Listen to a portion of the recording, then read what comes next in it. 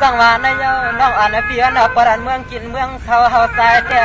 เปลี่ยนเสเมื่อนำเกมีห้องสวนกวางเนาะเป็นที่เฮากวางดื้อขึ้นเศร้าวันเงาปีปาน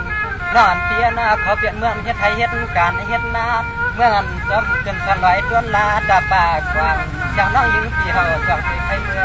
หันเนา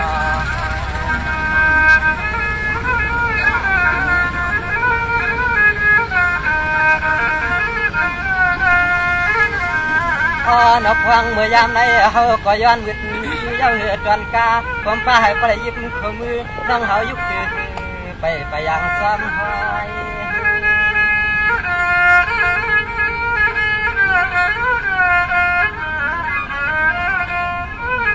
สังว่าปดเดลอดดองตาฮักพี่ได้น้องมันก็จึงสม่ำจังเป็นขาดมา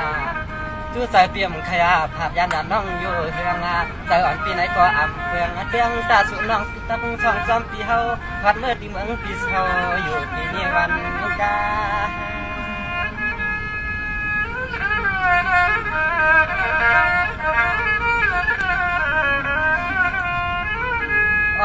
น้องเฮาที่มาพบมันน้องนางเราโยกันได้ใส่อาที่เฮาเตี้ยปอลำกลางสว่างเหมือนย่องกลหยองซึ่งขยิบความมือยกจืออ่อนสู่น้องเบื่อซ่องความสียใน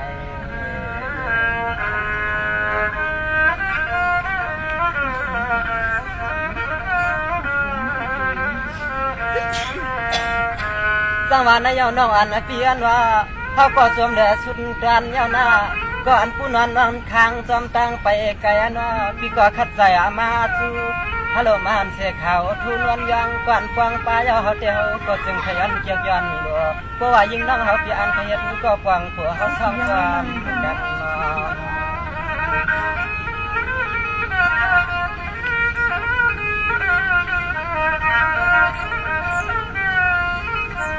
พอซึ่งนั้นก็มาเลี้ยเฮาพี่ยันเกียกนเอาวนความกว้างน้องยิ่งเพียนว่าเฮาพี่เตียสมาทางกินสายสว่างยุบลำแต่ยาม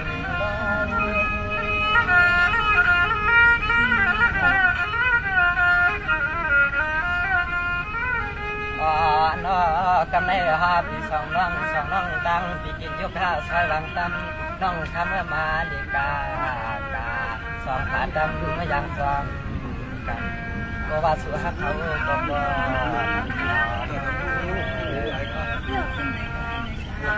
ทางว่าในเจ้าเชียงจริงก็เปลี่ยนน้องนาลาดเนี่ยเฮามาลาดนำอาลาโลน้องก็เทียนจ้าพี่เกียนหังนำน้องใส่ลาสวยเนี่ยอันนี้รับในที่ใส่ลาสวยทั้งนี้เขาคือทานเลี้ยงก้อนเลี้ยงเนี่ยมันจะเอาขึ้นมันบอกเขาเป็นหา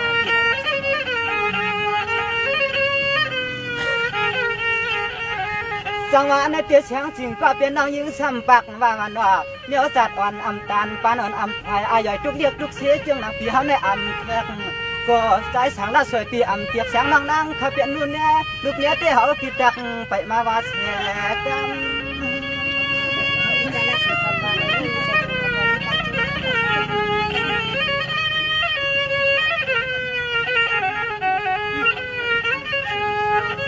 ข้ามานวางเฮาวันตัวยาเลียเดี๋ยวลองตั้งเสียงนั้นแต่ยังก็เปลี่ยนน้องเงินเฮาตีเสียตาเสียเดี๋ยวลองหัวลองเมียในเฮาก็เฮาเลิก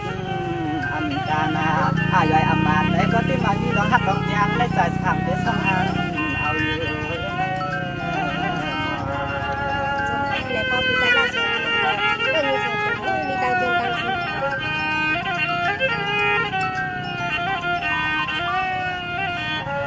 สังวาในเตี้ยเสียงจริงก็เปลี่ยนน้องนาสมาเฮาเรียกเฮาสิกันนายืนเช่ากันนาเฮือนยืนเฮา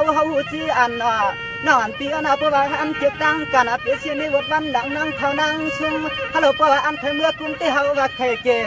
เพราะว่ายิ่งนั่งอันเคยกว้างเตะเปียเสียในจัดในปาน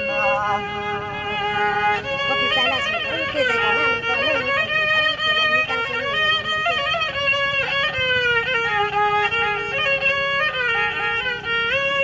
มัน สังวาในเจียเสียงจริงก็เปลี่ยนน้องหน้าตัวนางลาสวยก็เปลี่ยนปีเขาเรียกสีเรียกเอวทางอ่านไม่ใจให้หัดหานาเสียงจริงน้องยิงเลยเห็ดสาวอ่อนเกียเกียเดี๋ยวเล่าลับเรื่องทุ่งเมืองเพื่อนไหนน้องยิงอันพี่ใจให้เยงานาอ่านเรื่องการนาเฮือนนายีเนี่ยคือลองผัวลองมีเรียกเสียในปีว่าหอมเอาเขามาจู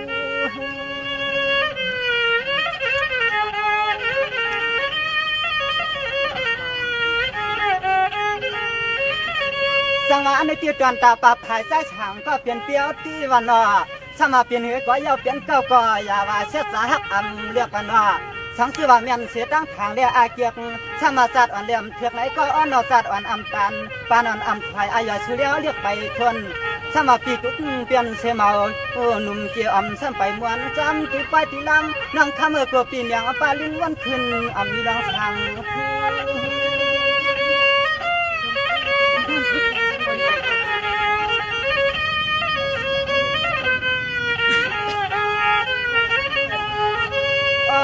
น้อเพราะว่าสู่หลองตาหักเลยน้อหลองตาหักเปียงน้องเนี่ยก็ต้องว่าอ่านหักไม่ยังสิเฮาก็หักเปียงสู่น้ำน้ำเนี่ยน้องกางเยนาเอาว่าจากเรื่องลูกกำผ่านไหนก็เฮาติดถึงน้องคนไปเตี้ย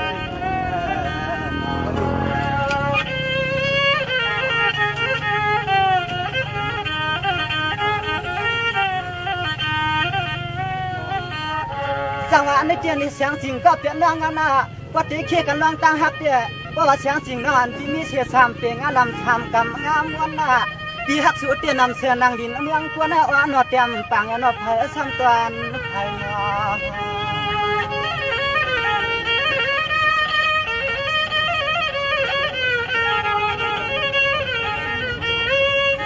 ใจน้องยิ่งปีเฮาสำคัญว่าเพราะว่าเฮาปีคนอาศักอาเลียกอาชีน้องยิ่งปีก็เมื่อเขาเปลี่ยนลุงนี่ยาวกว่าเพื่อนเสียเพื่อนซ้ำมาเพื่อนมายำซ้ำที่เสียงน้องเฮาว่าพวกเพื่อนนี้อากีสั่งคนปีเฮาเพียง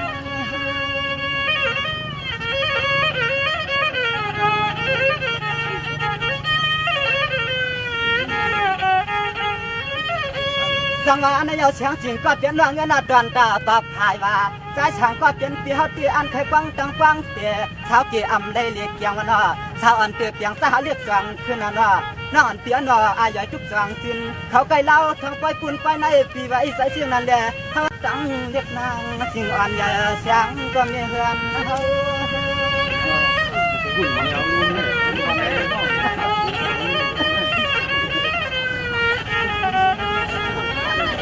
เขาว่าก็เป็นนางเงินเขาว่าสู่นางในกวดตั้งหูกันอาเฮือนนายผู้เจ้กุลังกุไลก็ใส่บนเมียวจังไหนเลี้ยเขาที่จังวักอันน้องเรียกน้องแช่เรียกเขาที่ไปไล่พวกวักอันน้องเลี้ยงในเขาที่ไปวักเนี่ยเช่นสัตว์กันนะ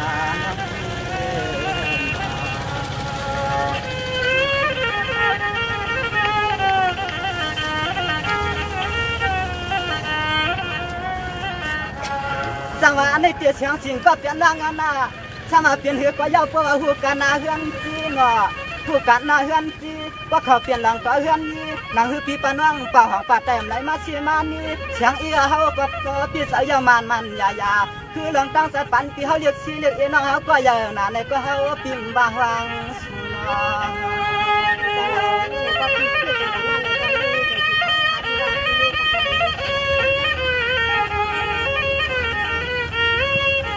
อันนั้นยิ่งน้องเมื่อว่าเพราะว่าเฮาตีเผอใครชี้ก็ชี้ใครนี่ก็นี่ว่าเพราะว่าเฮาหับตั้งอยู่อีตีเผอขยะก็ยาใครเก้าก็เก้าปีเฮาเอาพอกำชวน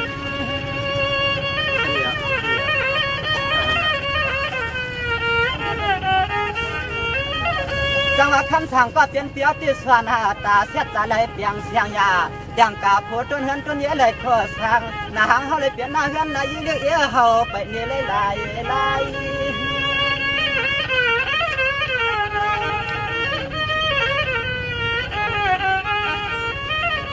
อ๋อนอเสียงดังยิ่งที่เฮาละยำไก่กูเปิ้นมาเสเนี่ยอาเก็บผู้ชายเมาเลียนุ่ม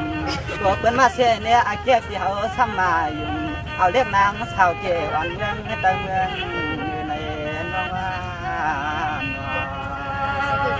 ใจละ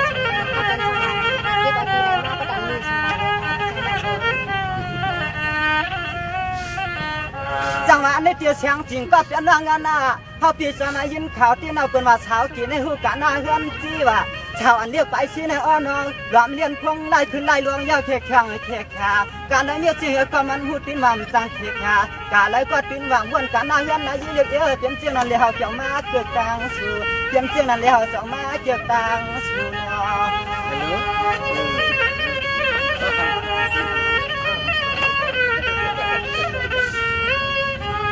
อันในเฮาปีตักปีใส่ปีคอดังตั้งสัตว์ปันปีเฮาเรียกชอก็คำก็เปลี่ยนนางยิ่ง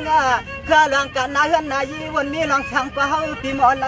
เฮาใครขึ้นลองปืนเมื่อไรก็ติ้นหูมันวางหงหางนางเฮาสังเกตสร้างความวาง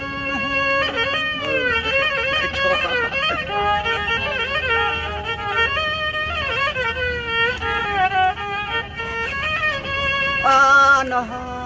นางเฮาเตะเปลี่ยนเสียงกว่าอันเปียเสเปียขวหักตั้งเรียกหาใครเสียก็เสียใครเนี่ยก็เนี่ยเฮาพี่อำความถึงให้สองพี่ตั้งนางบ่ได้เป็นอะไรในอ่อนจอมความสุราเรียเฮาฮักยังกัน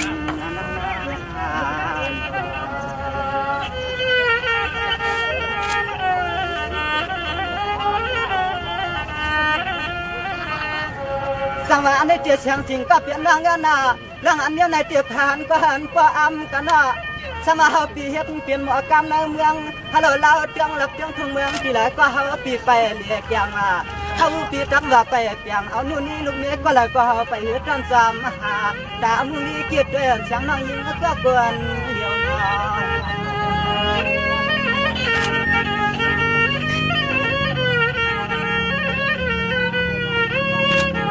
ยังก็เปลี่ยนรังนาสู่สำคัญว่าเพราะว่าเมียจัดปันเปียเรียกสีเพราะว่าหันเรียกอีหังเรียหังเรานั่งเฮาปีกัวซ้ำเจอปีเฮาเฮืองเครื่องนั่งเปลี่ยนนั้นชุนเครื่องเปลี่ยนเสลาเฮาปีว่าต้องเอาเข้ามาสู่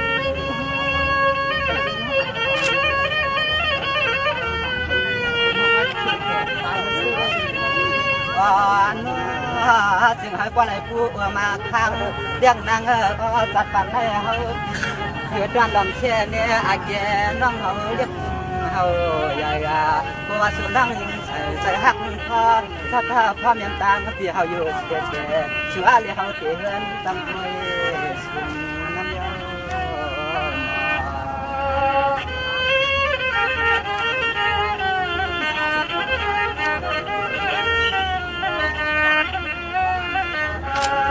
จังว่าอันนี้เจียเสียงจริงก็เปลี่ยนนางนานังหือก็เปลี่ยนนาเฮือนตายี่หวนพวมีกึ่งทางถ้าเราตั้งปีตั้งนางก็เลยเปลี่ยนเสียจวนสอคอยด้วยก็ไปอ้ำอย่าอ้ำกูถ้าเราปัจจุจะมาจำถ้าเรายังความจำตั้งเสียงนางน้องเงินเฮาปีจึงหาก็เลยเปลี่ยนนาเฮือนเจีย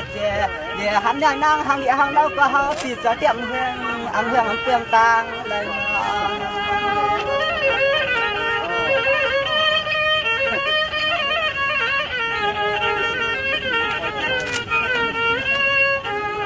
นางจำที่ใจตีข้อนายิงก็เปลี่ยนนางนาเพราะว่าเฮาเลยข้าง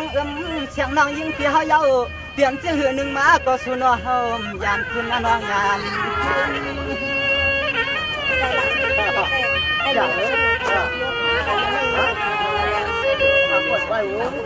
เดือนหน้าก็เปลี่ยนร่างกลางขอกรรมปีเฮาแถวยำเร็วแน่เฮาว่าก็ตั้งรัดเนี่ยน้องกว่าเจ๊เรียกเอ็นน้องเฮาสิเดวันเดียวเชียงมือหนึ่งเฮาเปล่าขอกรรมผ่านสู่นั่งเฮ็ดเงาเฮ็ดไป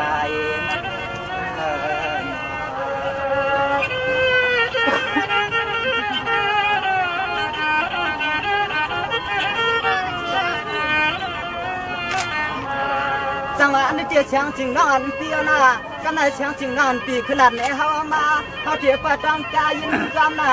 อันนั้นก็เสียงจริงนอนปีมอย่างอ่านว่ามาป่วยในเนี่ยเฮาจะสิให้แค่ครั้งแค่คาทำนั่งยิงเปียก็บ่เลยกินนำหน้าสุดก็ขึ้นกับเรื่องขอกัน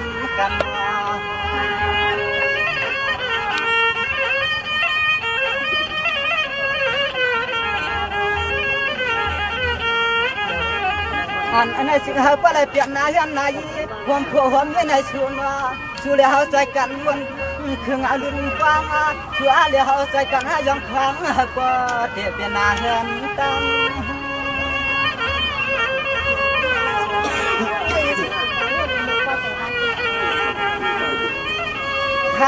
น้องน่ะสู่น้องให้เพิ่งดาดาด้วยดูมวยกันลำก็ใส่เกี่ยวหักกำเช็ดตาใหญ่เสียงน้องนางพี่ขึ้นนักเลยแทงมือมาเอาเปิดกลาง